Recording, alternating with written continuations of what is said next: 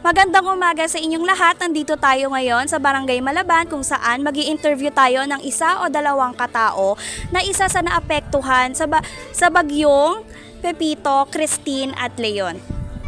Halika na, mag-interview na tayo. Let's go.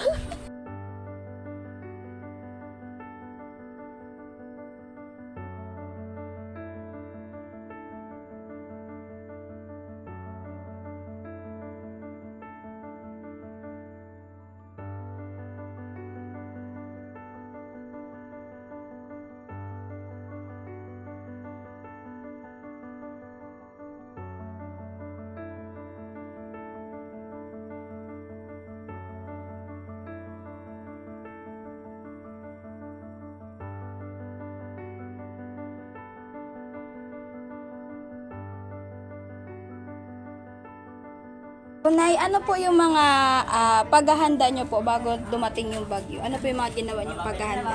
Aba, dinag-ano kami ng mga aming gamit. So, siyempre, gamit, yung inaayos namin. Baka nga umano ang bahay, bumabok. Ayun, basan lahat ang aming damit. Ayun, nilalagyan namin sa sako. So, yung mga paghahanda naman po ninyo na ginawa is sapat naman po para may maisalba po kayo dun sa kuna po na nangyari. Wala kami na isalba. Ayun, basan lahat. Basa din po lahat. Lahat, damit. So, ayun nga, magsasako nga kami. So ano po yung mga unang ginawa niyo po bago ano po yung mga unang ginawa niyo na nagsimulang tumaas na po yung tubig dito? Eh di nag-ano kami na na kami sa bahay, doon na kami natulugan sa bahay, tsaka dito sa anak ko dito. Lumipat po kayo? Oo, lugar ng iba sa bahay. Opo. Kasi hindi, baka na nga hanggang dito eh. Dito na eh. Hanggang hita. So, sino po yung mga kasama nyo nung panahong tumataas na po yung tubig? O, kasi doon, dalawang matanda, dalawang anak ko nakatigil doon. O, yun. Walang nakasama ko doon. Pero wala naman pong nasaktan nung Wala naman. tumaas po? Wala naman po. Kami, inaano namin mga gamit, inaas ng talat. Yung iba nabahan, nagwa na biglang ang tubig eh. Kaya pinabayaan na namin, o yun, lalagay sa sako tuloy yung iba. So ano po yung mga mga unang hakbang po na ginawa nyo para makabangon po dun sa epekto po ng baha? Unang Ano po yung mga ginawa nyo para makabangon po agad kayo? Di na namin mga anak namin, mga apo ko, hindi muna iniiano ko. Inunan nyo po muna yung mga bata. Oo. So, ano ba to? Hanggang ngayon po may pa rin doon sa inyo, may tubig pa rin po, no? So, paano nyo po nahahandle po yung stress nung nangyari po doon sa sa inyo po? Opo. Aba, siyempre, hindi namin mapaano. Wala kami eh. Wala na kami sa wala ka ng Abala na po sa paglilinis. Oo. So, may mga tao naman po ba o mga grupo na tumutulong sa inyo? Halimbawa po sa gobyerno po, sa NGO, ganon. Ayun, mga dating mga bigay ng mga relief. May mga relief naman pong binigay. Oo, mga relief. So, ano po yung mga natutunan niyo po doon sa karanasan na naranasan niyo po? Hindi namin malilimot ang karanasan namin dyan, sa bahagi yan. So, sa tingin niyo po, ano po yung pwedeng gawin ng gobyerno para po mas maiwasan po yung ganyang sitwasyon? Di sila nang bahala kung nila yung baha, kung di ba ginagawa yan na, ayan, tapos para hindi wala talaga, ang dagat eh. Ito sa dagat amin eh. Kaya wala rin tatakbuhan eh, kaya magtatagal. Hanggang Pasko pa yata, ayan, nauna pa ng ulan. Ayun ulit ang tulalo, kaya hindi inaalis ang tulay eh. So, ano naman po yung yung mga maipapayo niyo po doon sa sa iba po na makakaranas po ng ganitong Aba, di mag-ingat sila. Maghanda sila ng may dadating na paghandaan nila. Ganda po ng mas maaga, no? Oo, yun, ganoon. So, ayun lang po. Thank you po.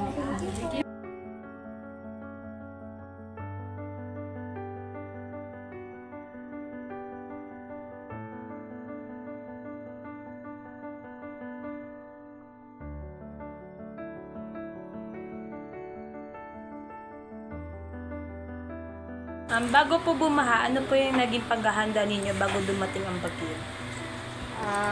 Ang paghahanda na ginawa namin is, Nung narinig namin na tumataas na yung baha dun sa ilog, ang ginawa namin, tinaas na namin yung mga gamit namin, yung dito sa baba, kasi ano na yun tingin namin babaha na rin dito sa loob. So, yung mga una namin inano yung mga gamit, yung mga importanteng gamit na mababasa, tulad ng mga electronics, ganon. So, tinaas namin siya sa taas, and then yung mga upuan, ganyan.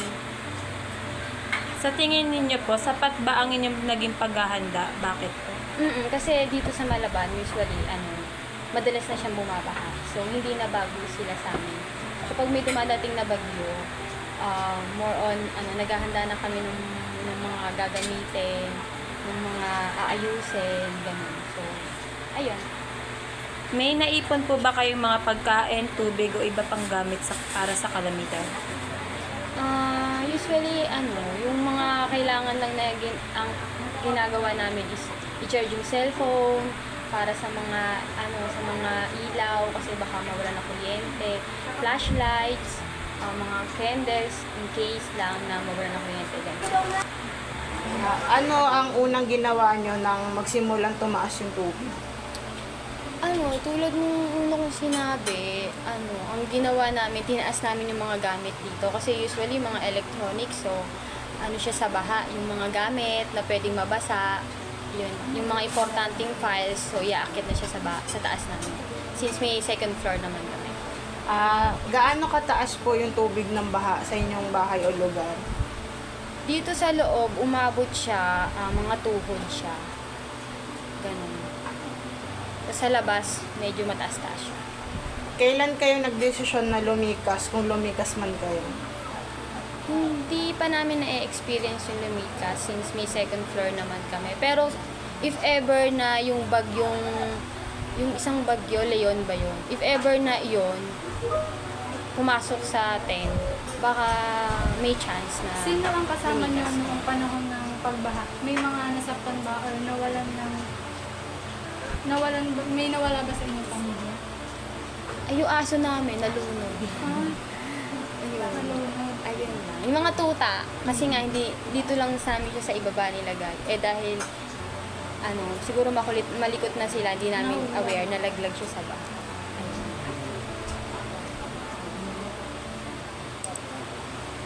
Ano naman po yung naging kalagayan ng inyong bahay pagtapos ng bagyo? Yung pagtapos ng bagyo, ayun, naggawa kami ng tulay kasi baha na sa ibaba. Tapos sa taas na kami nag-i-stay madalas.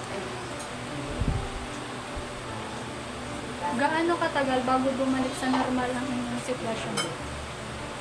Ngayon, kailan ba yun? Parang mga 2 months ata. Matagal kasi dito mawala yung baha, so inaabot ng months. Ano yung mga unang hakbang na ginawa niyo para makabangon mula sa apekto ng kalamidad? Yung usual din, gumagawa kami kasi mahirap pagbaha yung gagalawan mo, yung kikilusan mo, so yung tabla na yun, nilagay namin dito, ganyan, gumawa kami ng tulay, ganyan, para may kikilusan kami. Since hindi naman naabutan tong mga to, so meron pa rin kami space para kilusan. Paano niyo na-handle ang emosyon or stress matapos yung naranasan na sakuna? Ay, oo, sobra yun kasi nakaka-stress talaga yung baha Sunod-sunod yung bagyo. Tapos may bagyo pa paparating. Wala, pray lang talaga na sana hindi na bumaha ulit, na mawala na siya, gano'n. Na huwag yung ulit umulan. Yes. May mga grupo ba o tao na tumutulong sa inyo? Halimbawa po ng mga government na bibigyan ng relief naman. Meron naman, pero hindi ko kasi alam kung sino yung mga nagbigay. And then, meron din nagdo-donate ng mga tulay, si Consi, yun. Tapos usually, bili-bili lang din para tulong-tulungan lang. Ganun. Ano ang mga natutunan nyo sa karanasang ito na maaaring makatulong sa hinaharap? Ano ulit? Ano ang mga natutunan nyo sa karanasang ito na maaaring makatulong sa hinaharap? Maging handa lang lagi sa mga paparating na bagyo. Ayun. Kailangan prepared ka talaga.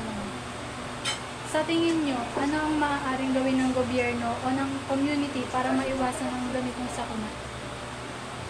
Gawin ng gobyerno. Siguro, yung hindi ko ko na kasi alam kung talaga mawawala pa ba yung baha dito sa Binyan. Kasi nga, di ba, dagat to. Tabi lang ng dagat. So, pag bumaha, automatic.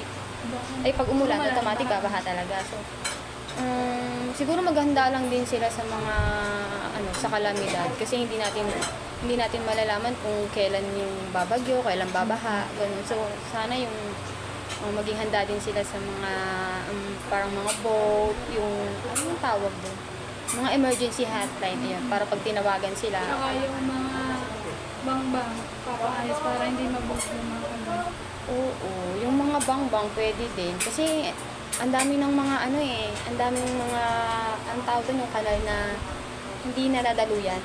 Lalo na doon, ang dami, sa may papuntang dagat, wala. Sarado na siya dahil ang daming basura. Siguro, mga tao din, kailangan din nila, bukod sa gobyerno, syempre tao din may kakayahang linisin. Ayun.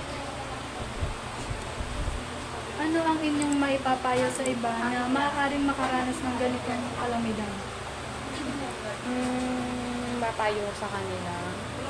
Siguro, kailangan lang talaga nilang maging handa sa mga posibleng bagyong dumating. Kailangan talaga nilang maging prepared. Kasi yung sa mga ibang lugar na yung kaibigan ko na hindi na sila nakalikas, naabutan na sila ng bagyo dun sa taas. Ganon. So, pag may bagyo na tingin nyo hindi na kayo safe sa lugar nyo, dapat lumilikas na kayo. Hindi na kayo naghihintay pa na sabihan ng gobyerno, ng mga ganon. Thank you po. Ayun. Experiences shared by those affected by the typhoon highlights the severe challenges faced by flood-prone areas, including emotional stress from losing pets and prolonged flooding. Also, one of our participants, like Nanay, struggles emotionally and verbally, like she can form word properly and just utters the word ano, possibly due to lingering fear from the disaster, highlighting the need for timely and holistic disaster responses. Despite proactive preparedness, the disaster's impact was significant. However, resilience emerged through family support and relief efforts, emphasizing the need for continuous preparedness, government intervention, and coordinated responses to reduce future calamities and ensure quicker recovery.